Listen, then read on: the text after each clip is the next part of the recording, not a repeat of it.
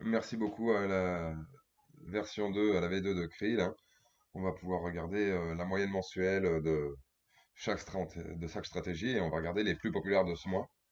Pour l'instant, je ne vais pas parler de Odayakawa, hein, parce que c'est une stratégie qui a été mise en avant par Krill, hein. Ça veut dire qu'en gros, la personne a payé beaucoup de KRL pour pouvoir être promotionné par Krill. Donc on va commencer, hein, Teseo. Teseo qui est une de mes stratégies. Donc, dans le top vont sortir celles qui ont le plus de jours actives. Et ensuite, ça va nous sortir une moyenne mensuelle approximative. Donc, comme vous pouvez le voir, Mana, à peu près, depuis à peu près 300-400 jours, il a une moyenne d'environ 14% mensuel. C'est vraiment beaucoup. Et j'ai calculé le hold. Et bon, bah, manifestement, le hold, il est très, très, très, très en dessous de la stratégie qui, pour l'instant, est à 340%. Donc, de très, très bons résultats. Aussi, je vais vous dire quand même que quand les pourcentages vont augmenter, bah, on peut voir sur le graphique que, bah, par exemple, là, on est d'abord à 300, puis à 400%. Et pourtant, la variation sur le graphique, elle est vraiment légère. Et pour une stratégie de très haut risque, ben, au final, la variation reste très faible sur le graphique. Bien. Le pire mois était un mois de moins 40% et le meilleur mois de 190,34%. La pire chute, c'était une chute de 53%, mais bon, bah, manifestement, la stratégie a tenu. On va regarder donc maintenant Odayakawa, qui est en deuxième position. Donc ça, c'est un Lucas, mais je pense pas que ça soit le CO de Krill. Je sais pas exactement qui c'est. On dirait un nouveau créateur de stratégie. En tout cas, j'aime beaucoup cette stratégie parce que le pire mois, moins 9%, le meilleur, plus 50%, et la pire chute de moins 30%. Ça fait une moyenne mensuelle d'à peu près 6,5%. C'est vraiment fantastique. Et en plus, pour être une stratégie de risque modéré, ça vaut vraiment la peine. Bon, on va regarder Gaïa, hein. Gaïa qui, on la connaît tous, hein. Ça a été durant longtemps une des stratégies les plus utilisées de Krill, hein, mais pour l'instant, ça a baissé un petit peu, mais ça reste toujours une bonne stratégie, hein. Donc, on va regarder Gaïa. Gaïa Révolution, par exemple, sur Matic contre Bitcoin, elle nous donne une moyenne de à peu près 6% mensuel et à peu près 100% annuel, ce qui est très bien, hein, puisqu'on fait 100% de notre portefeuille. Donc, la pire chute reste quand même de moins 40%. Et bon, bah, le pire mois était de à peine moins 20%. Ce qui reste bien pour, si on le met en relation justement avec le meilleur mois qui était de 180%.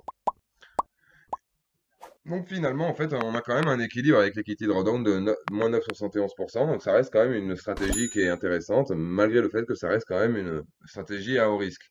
Mais bon, elle a quand même un petit peu plus d'un an d'activité. Donc ça reste intéressant. Ensuite, qu'est-ce qu'on a? On a Infinity. Donc Infinity, c'est une de mes stratégies également. Donc, cette stratégie elle travaille contre Bitcoin pour la plupart des pairs. Donc, on voit que cet utilisateur a la stratégie active depuis 450 jours avec un 115% de bénéfices. Donc, je peux vous assurer que le hold est bien en dessous des résultats de la stratégie. Donc, on a à peu près une moyenne de 86%, 86,5% par an pour une stratégie de faible risque avec finalement un 5,26% mensuel. On a un mois qui était le meilleur mois à 10%, et puis bon, bah, la pire chute hein, à 20%, avec finalement le meilleur mois à plus 60%. C'est quand même une très bonne stratégie, à faible risque, et tu vois, pour cet utilisateur, ça vaut vraiment la peine. Donc finalement, si t'as pas confiance en Krill et que tu vois ces résultats, normalement ça devrait te rassurer en fait, et surtout si tu veux en fait perdre moins de capital et pas avoir le biais psychologique d'aller voir des risques faibles. Bon, on va regarder maintenant Bull Tokens, hein. Bull Tokens, c'est une stratégie qui se centre davantage sur les paires à effet de levier, donc sur les paires qui sont bulles. Donc, tant que le marché baisse, eh ben, en fait, les bull tokens ne peuvent pas en fait, profiter du marché. Donc, c'est-à-dire que cette stratégie doit pouvoir en fait, vraiment bien protéger en marché baissier le capital. Bon, on voit que quelqu'un l'a mis sur BAT contre Ethereum. Bon, bah, il a une moyenne annuelle de 60%, 4% mensuel, et bon, bah, à peu près 0,13% par jour, ce qui c'est pas mal quand même. Bon, ça reste quand même une stratégie à haut risque, à moins 15% pour le pire mois, et bon, bah, pour le meilleur mois, hein, plus 30%. Bon, ben voilà, comme je vous l'ai dit un petit peu avant, hein, comme c'est des bull tokens, des tokens effet de levier en hausse, bon bah dès que ça baisse, forcément le token perd sa valeur, donc ça sera plus difficile de protéger le capital. Donc à voir comment cette stratégie elle va évoluer, je suis curieux. On va regarder maintenant le GeckoBot, GeckoBot qui est la sixième stratégie de la marketplace, la sixième meilleure stratégie. Donc depuis 360, 390 jours, on a Chiliz contre USDT, bon, avec une moyenne mensuelle quand même de 4%, ce qui quand même reste intéressant. Bon, une stratégie à haut risque également, hein, qui nous a offert un plus 60% sur l'année, en tout cas à cet utilisateur-là. Et bon, bon, quand même, une moyenne de 0,13% par jour, ça reste très très correct. Très très très très correct. Mais puis en plus, on peut voir, hein, le pire mois a été de moins 24%. Et le meilleur mois a été de plus 55%. Donc là, le ratio d'équité est quand même relativement intéressant. Donc elle a bien son top 6. Alors ensuite, il y a Superlink. Donc Superlink, c'est une stratégie qui fait pas beaucoup de trade. Donc c'est du coup une stratégie risque modéré et qui fonctionne très très bien, hein. Donc on voit par exemple là sur 140 jours, on a un plus 18% sur un marché baissier, donc c'est quand même relativement bien. On est sur un plus 55% annuel sur une stratégie à faible risque, avec finalement genre des rendements moyens, avec le pire mois à moins 2%, la plus grosse chute de moins 12%, ce qui reste quand même assez exceptionnel. Bon, j'aime beaucoup. J'aime beaucoup. J'aime beaucoup comment elle est construite, cette stratégie. Donc ensuite, on a cette stratégie, donc King Khan. C'est une stratégie que j'adore. J'ai un peu du mal à la comprendre parce que, bon, bah, en tant que créateur de stratégie, toujours je regarde comment fonctionnent les stratégies des autres. Et sur la base de tests et tout ça, tu peux reconnaître un petit peu comment les autres y travaillent. Et bon, bah, dans ce cas, une moyenne de 40% à l'année en faible risque, avec de faibles rendements, donc un 2,8% par mois à peu près, et un 0,09% par jour, et on a la pire chute de 3%, le pire mois de moins 0,05%, et le meilleur mois de plus 7%. Donc finalement, on voit que quand même c'est une stratégie qui opère très peu, mais qui finalement, quand il n'y a rien à faire, elle ne fait rien. On a quand même un taux de gain qui est en fait plus de 40%, donc c'est pas rien. Donc, Sloanbot aussi. Alors Sloanbot, j'aime beaucoup. Moi, si un jour le développeur de ce bot voit cette vidéo, bah, je voudrais lui commenter une chose. Le système en marché baissier que tu as mis en place, vraiment, c'est incroyable. C'est incroyable. Quand le marché il baisse un petit peu, boum, ça ferme la position et ça sauvegarde tout le capital. C'est vraiment, vraiment génial. Mais je crois que quand on est en marché haussier, tu laisses passer quelques occasions et peut-être au lieu de mettre une vente, tu en mets une ou deux. En plus, le bot, en fait, il pourrait vendre un petit peu plus haut et en fait, tu pourrais optimiser tes gains. Et je pense que sur la durée, tu pourrais sortir beaucoup plus de thunes au marché. Bon, bah, quoi qu'il en soit, tu restes quand même au bout de 150 jours à plus 13% sur hot dans un marché très baissier comme celui-ci. Bon, bah, ça reste quand même intéressant. Bon, bah, après, on peut voir, voilà, hein, c'est une stratégie haut risque qui apporte des rendements faibles, euh, mais bon, qui, comme je vous l'ai dit, dans une situation de marché baissier, elle n'intra pas en risque. Elle se met le moins de risque possible. Vraiment, elle préserve bien, j'aime beaucoup. Ensuite, on a Kinoya. Donc Kinoya, là, on peut voir sur Rose, elle est à plus 40%. Elle est très bien cette stratégie, hein. Je considère qu'elle est très très bonne, mais en marché haussier.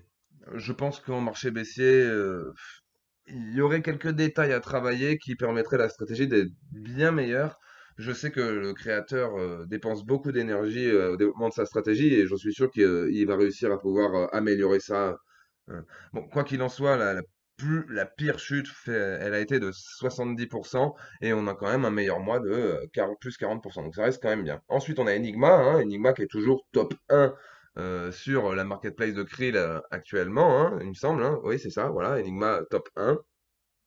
Donc Enigma, c'est une stratégie qui va rencontrer finalement le problème similaire à la stratégie précédente de Kinoya, hein. On croit que finalement, quand même, sur Atom, on arrive à sortir un 40,6% en 440 jours, donc elle a préservé le capital sur toute cette grosse chute, mais pas tellement que ça.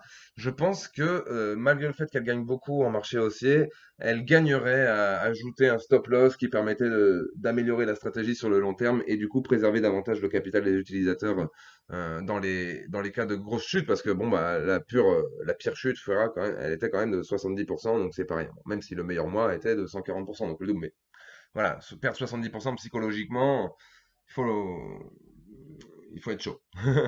Ensuite, on va passer à l'Octobot. Octobot qui est top 2 actuellement sur la plateforme Krill. Et bon, bah voilà, Octobot, c'est encore le même type de stratégie, un petit peu que Sloan, hein, non, pas que Sloan, pardon, que Kinoya. Il gagnerait à gérer un petit peu mieux les descentes et les baisses de marché. Elle est construite sur un petit peu comme Enigma, hein, on le voit, hein, moins 70% pour le pire mois, plus 70% pour le meilleur mois, pour une stratégie à haut risque, mais qui apportera quand même de faibles rendements mensuels et journaliers. Bon, enfin, perdre moins d'argent, ça serait bien que, en tout cas, cette stratégie fasse en sorte de préserver davantage le capital pour perdre moins, en fait, arrêter de gagner moins. Et bon bah voilà, il y a cette stratégie là du coup là que je viens d'ouvrir.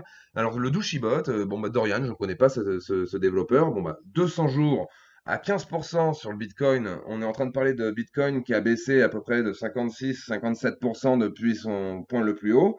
Et cette stratégie, avec un risque moyen, elle a réussi quand même à atteindre un plus 15%, et donc du coup, j'imagine à être largement au-dessus du hold. Donc franchement, je crois que c'est actuellement la meilleure stratégie de la marketplace pour pouvoir en fait faire du trade sur Bitcoin, hein. C'est vraiment 2% au mois, c'est vraiment génial.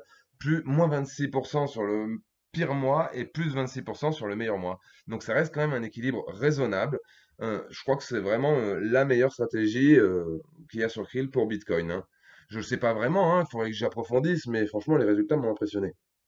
Et enfin, pour terminer, on va regarder la stratégie qui est top 8, top 6, pardon, top 5, pardon, et top 5, et donc c'est Manhattan. Donc Manhattan, donc depuis 221 jours sur le BNB contre BUSD, donc stablecoin, donc c'est très bien, marché baissier plus 13%, ça reste quand même raisonnable et c'est plus que correct.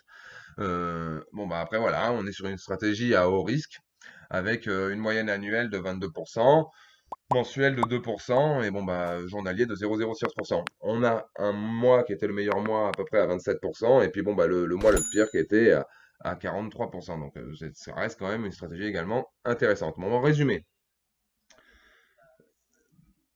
mes stratégies donnent des rendements relativement hauts, que ce soit de TWT que je vous ai présenté dans une autre vidéo ou Mana. Par exemple, si on regarde WT, elle est à plus 15%. Pour une stratégie à haut risque, elle a quand même un rendement moyen. Bon, après, voilà, il faut être conscient que ces pourcentages sont évolutifs, hein, parce que ça se base sur des, sur des résultats réels et concrets d'utilisateurs qui ont la stratégie active en ce moment. Et donc, il faudra voir, par exemple, si vous lancez la stratégie dans le futur, comment le marché se comporte. Et en fonction, bah, peut-être que vos résultats seront différents. Les résultats affichés n'affichent pas la garantie de gain. Ils vous donnent une vision de ce de ce qu'un utilisateur actuellement peut gagner avec Krill et dans sa stratégie actuellement active. Donc l'avenir nous dira si Krill fait bien les choses ou finalement si c'est dans l'erreur. Alors, allez, sur ce, je vous souhaite de passer une bonne fin d'après-midi et ciao ciao!